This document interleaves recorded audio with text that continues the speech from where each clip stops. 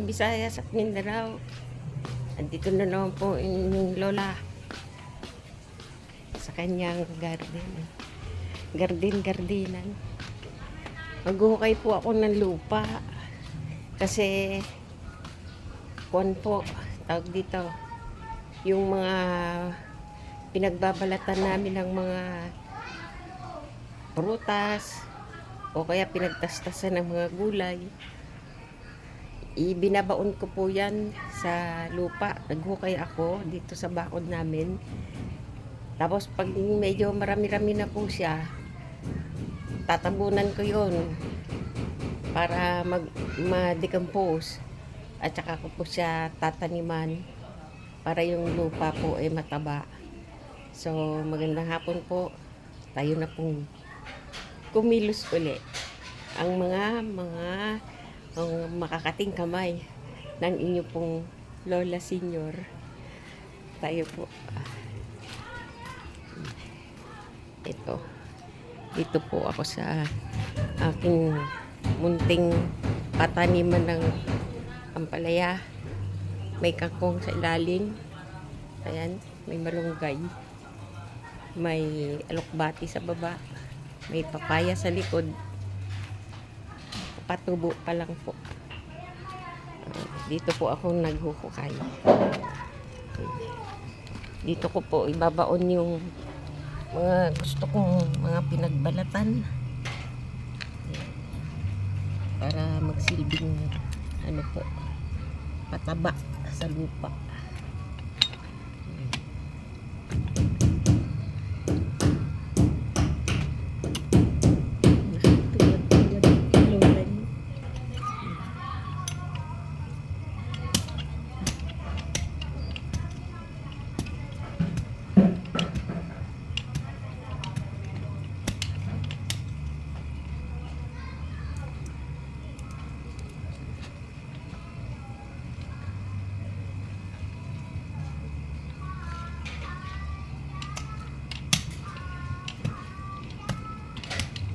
Hindi ko na po kayang mag-upo po, kaya ako'y katuwad-tuwad na lang.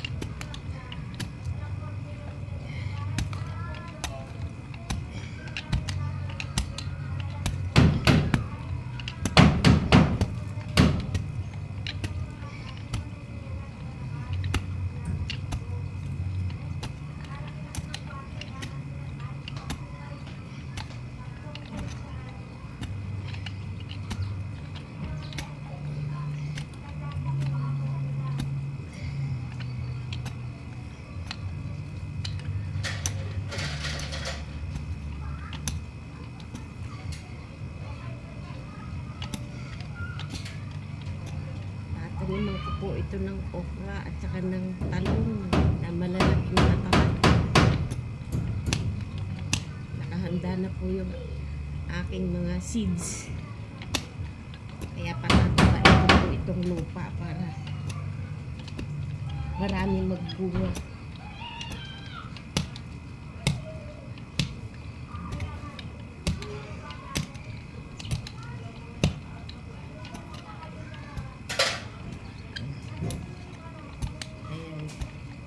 Pagkahukay, dito niyo po itatapon yung mga binabalatan ng prutas, pinaghimayan ng mga lulutuing gulay. Huwag po niyong itatapon dahil nagsisilbi pong pataba ng mga gusto niyo pong itanim. Lola niyo.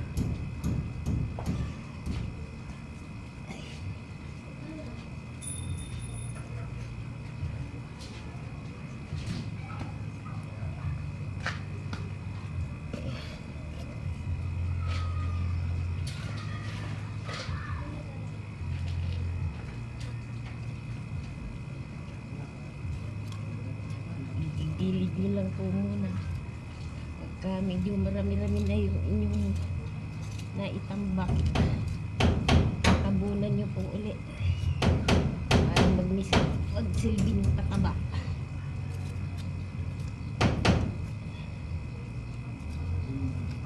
Maingay, may nagpupukpok. Nire-repair po yung aming bubungan sa garahe.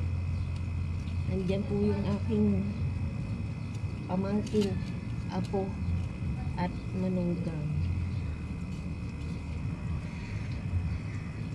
Mga ka-senior, greet nyo naman ako ng happy birthday bukas, August 11. Bonus nyo na lang po, paki-greet naman ako sa comment. Okay.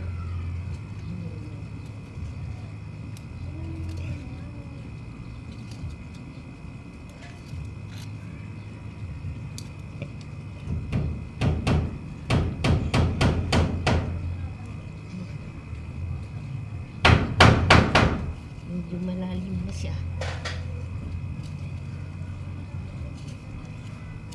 Kahit mga isang dangkal lang po yung lalim, maganda na yun. Ibuburo nyo yung mga pinagbalatan ng prutas at mga gulay. Ngayon, pag marami-rami na, tabunan nyo po ulit. Tsaka nyo po taniman. Saan yung inyong itinanim maganda ang magiging resulta. Mabunga. Hingay ang hinihingal ng lola nyo. Mga ka-senior. Ayun ako, masakit sa balakang.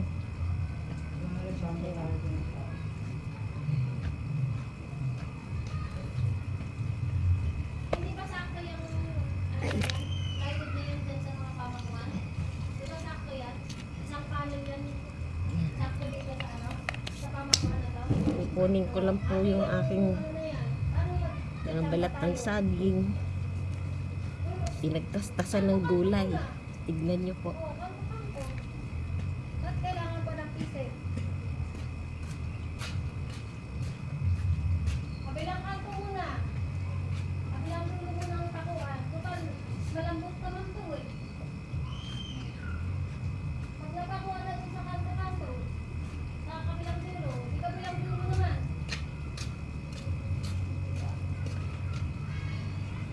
Ayan po, mga balat ng saging, mga nabubulok ng prutas.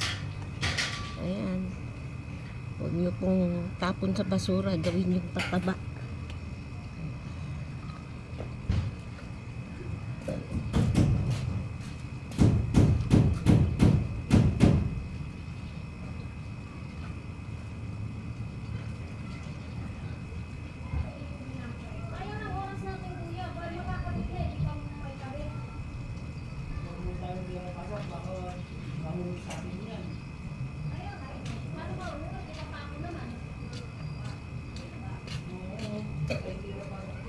Ito po, pinagtabasan ng spinach.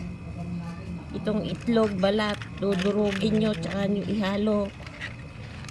Magiging protina po ito sa lupa.